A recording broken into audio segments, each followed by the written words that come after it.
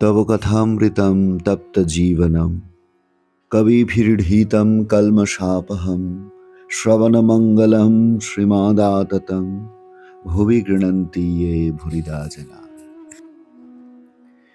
প্রতিদিন প্রতি ঘরে শ্রী শ্রী রামকৃষ্ণ কথামৃত।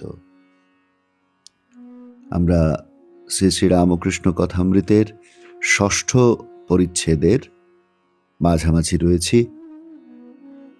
একজন ভক্ত শ্রীরামকৃষ্ণকে জিজ্ঞাসা করছেন, মহাশয়, যদি দুষ্ট লোকে অনিষ্ট করতে আসে বা অনিষ্ট করে, তাহলে কি চুপ করে থাকা উচিত? আমাদের মনে পড়বে যে ঠিক এর আগেই ঠাকুর অপনারায়ণের গল্প বলেছিলেন, জল নারায়ণ, যে জল বিভিন্ন রকমের হয়, সবই জল, কিন্তু কোনো জলে আঁচানো, বাসন মাজা, কাপড় কাচা কেবল চলে, আবার কোনটিতে খাওয়া, ঠাকুর সেবা এসব চলে। অর্থাৎ সাধু অসাধু, ভক্ত অভক্ত সকলের হৃদয়েই নারায়ণ আছেন বটে, কিন্তু অসাধু অভক্ত দুষ্ট লোকের সঙ্গে ব্যবহার চলে না, তাদের সঙ্গে তফাৎ রেখে চলতে হয়। এমনকি কারো কারো সঙ্গে মুখের আলাপটুকুও রাখা চলে না। এর পরিপ্রেক্ষিতে সম্ভবত একজন ভক্ত জিজ্ঞাসা করছেন যে দুষ্ট লোকে যদি অনিষ্ট করতে আসে, দুষ্টদের সঙ্গে তফাৎ রেখে চলবো, সে তো ভালো কথা, কিন্তু যদি সে আমার অনিষ্ট করতে আসে, তাহলে কি চুপ করে থাকা উচিত, নির্বিকার থাকা উচিত? এর উত্তরে ঠাকুর কি বলছেন? শ্রীরামকৃষ্ণ, লোকের সঙ্গে বাস করতে গেলেই দুষ্ট লোকের হাত থেকে আপনাকে রক্ষা করবার জন্য একটু তমগুণ দেখানো দরকার, কিন্তু সে অনিষ্ট করবে বলে উল্টে তার অনিষ্ট করা উচিত নয়। এক মাঠে এক রাখাল গরু চড়াতো। সেই মাঠে একটা ভয়ানক বিষাক্ত সাপ ছিল। সকলেই সেই সাপের ভয়ে অত্যন্ত সাবধানে থাকত। একদিন এক ব্রহ্মচারী সেই মাঠের পথ দিয়ে আসছিল। রাখালেরা দৌড়ে এসে বললে, ঠাকুর মহাশয়, ওদিক দিয়ে যাবেন না, ওদিকে একটা ভয়ানক বিষাক্ত সাপ আছে। ব্রহ্মচারী বললে, বাবা, তা হোক, আমার তাতে ভয় নাই, আমি মন্ত্র জানি।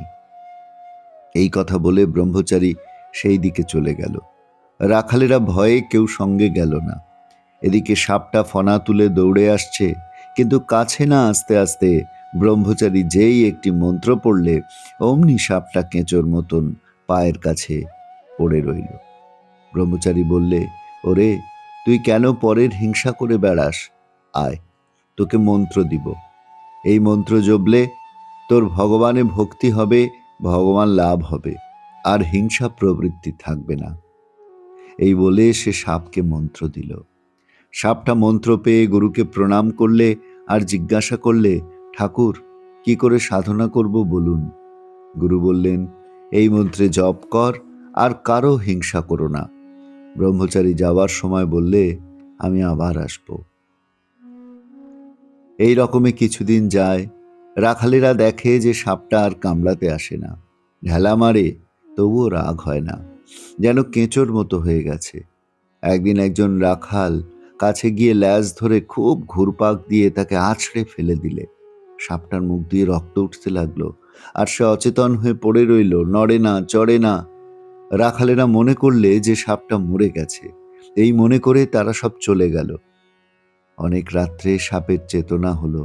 সে আস্তে আস্তে অতি কষ্টে তার গর্তের ভিতর চলে গেল। শরীর চূর্ণ, নড়বার শক্তি নাই।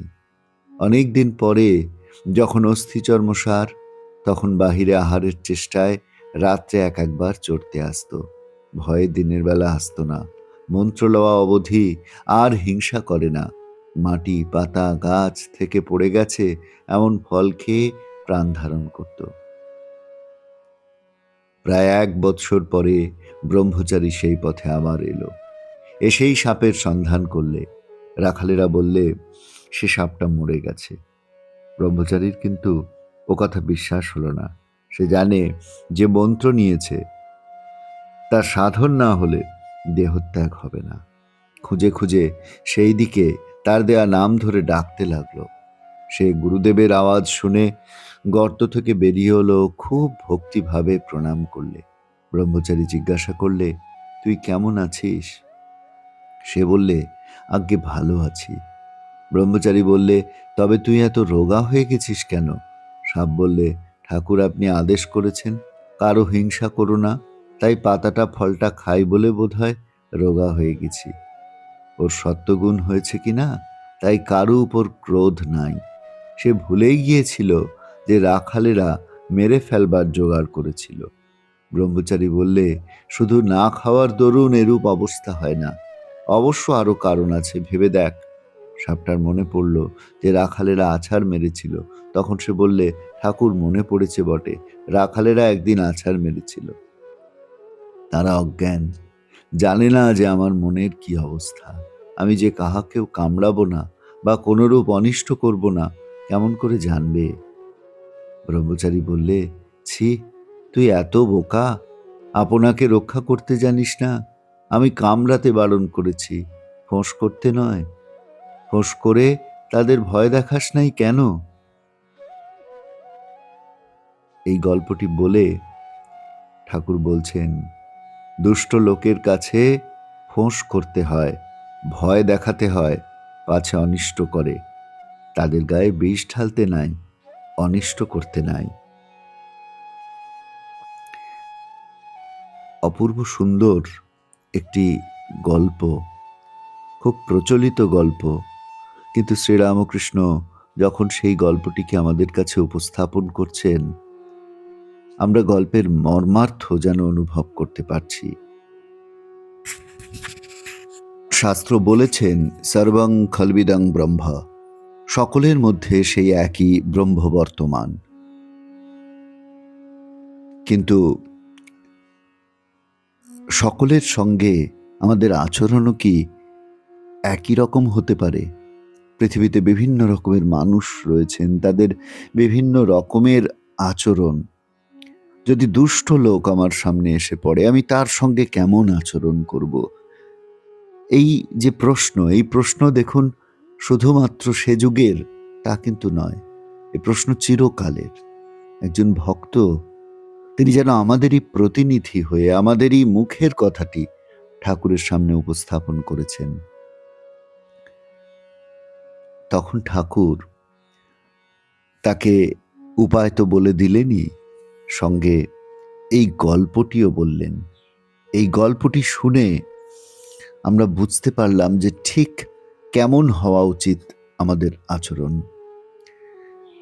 জগতের মানুষ যারা আমাদের অনিষ্ট করবার চেষ্টা করছে, তাদের বিষ ঠেলে দেওয়া নয়, তাদের অনিষ্ট করবার চেষ্টা নয়, কিন্তু তাদের কাছে ফোঁস করতে হয়, ভয় দেখাতে হয়, পাছে অনিষ্ট করে। না হলে তারা কিভাবে যে আমাদের অনিষ্ট করে ফেলতে পারে, সেটি আমাদের চিন্তারও বাইরে। এইটুকু সংসারে থাকতে গেলে, জগতে থাকতে গেলে নিজের মধ্যে রাখতে হয়। এই ছোট্ট একটি গল্প আমাদের সেই শিক্ষাই যেন দিচ্ছে। একই সঙ্গে আরও একটি শিক্ষা আমরা এই গল্প থেকে পাচ্ছি, যে এই যে সাপটি, যে সাপটির কথা বলা হয়েছে, তার সম্পর্কে বলা হচ্ছে ওর সত্যগুণ হয়েছে কিনা, তাই কারো উপর ক্রোধ নাই। গুরু তাকে নির্দেশ করেছিলেন কারো হিংসা করো না, তাই সে পাতা ফল খেয়ে জীবন যাপন করে। গুরু যখন পরে ফিরে এসে জিজ্ঞাসা করলেন, কিরে তুই এত রোগা হয়ে গেছিস কেন? রাখালরা যে তাকে মেরে ফেলবার জোগাড় করেছিল সেটুকুও সে বিস্মৃত হয়েছে। কি অপূর্ব সুন্দর একটি ব্যাপার দেখুন। গুরুদত্ত মন্ত্র জপ করে তার মধ্যে ভক্তিভাব, তার মধ্যে সমদর্শী ভাব এমনভাবে জাগ্রত হয়েছে যে সে কারো দোষ দেখতে পারে না, অদোষদর্শী। সকলের মধ্যে সে হয়তো তার গুরুকেই দেখে, সে হয়তো ভগবানকেই দেখে। আর অদোষদর্শী ভাব তার মধ্যে জাগ্রত হয়েছে, সে কারো দোষ দেখতে পারে না। তাই রাখালরা যে তাকে মেরে ফেলবার উপক্রম করেছিল সেটি পর্যন্ত তার মুখ থেকে উচ্চারিত হচ্ছে না। এই অপূর্ব সুন্দর ভাবটি তার মধ্যে এসেছে ভগবানের নাম করতে করতে, জপ করতে করতে। এটিও এই গল্পের অপূর্ব একটি শিক্ষণীয় দিক। একই সঙ্গে আমরা শিখলাম যে সংসারে থাকতে গেলে নানা রকম জীব জন্তু গাছপালা ভালো মন্দ সমস্ত কিছু রয়েছে, তাদের সকলকে নিয়ে চলতে গেলে নিজের মধ্যে এই ফোঁসটুকু অন্তত রাখা দরকার। একটু ভয় দেখানো প্রয়োজনে সেটুকু অন্তত রাখা দরকার। নাইবা তাদের অনিষ্ট করলাম, নাইবা তাদের গায়ে বিষ ঢাললাম, কিন্তু ওইটুকু না রাখলে তারাও যে আমাকে টিকতে না দেবে না, এমনই যে হতে পারে। তাই ভক্ত হওয়া মানে কখনোই বোকা হওয়া নয়, নির্বোধ হওয়া নয়। সেই শিক্ষাটি এই ছোট্ট গল্পটির মধ্যে দিয়ে শ্রীরামকৃষ্ণ আমাদের কাছে তুলে ধরছেন। এরপরের ছোট্ট অংশ পাঠ করে আমরা আজকের পর্বে ইতি টানব। তারপর শ্রীরামকৃষ্ণ বলছেন, ঈশ্বরের সৃষ্টিতে নানা রকম জীব জন্তু গাছপালা আছে। জানোয়ারের মধ্যে ভালো আছে, মন্দ আছে। বাঘের মতো হিংস্র জন্তু আছে, গাছের মধ্যে অমৃতের ন্যায় ফল হয় এমন আছে, আবার বিষফলও আছে। তেমনি মানুষের মধ্যে ভালো আছে, মন্দও আছে, সাধু আছে, অসাধুও আছে, সংসারী জীব আছে, আবার ভক্ত আছে।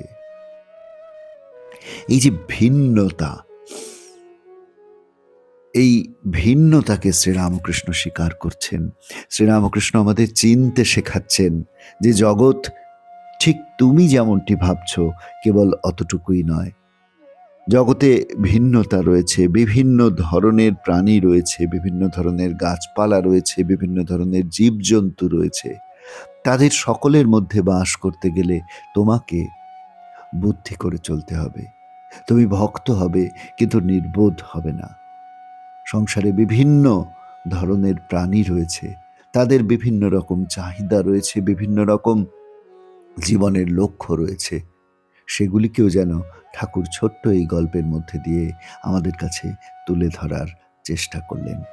বন্ধু, আমরা এমনভাবেই প্রতিদিন প্রতি ঘরে শ্রী শ্রী রামকৃষ্ণ কথামৃত এই প্রাত্যহিক আসরে ঠাকুরের কথা নিয়ে আপনাদের কাছে পৌঁছে যাওয়ার চেষ্টা করছি। আপনারা অবশ্যই কমেন্টে আপনাদের ভালো লাগার কথা জানাবেন, আপনাদের অনুভূতির কথা জানাবেন। আজ এই পর্যন্ত, সকলকে ধন্যবাদ, নমস্কার।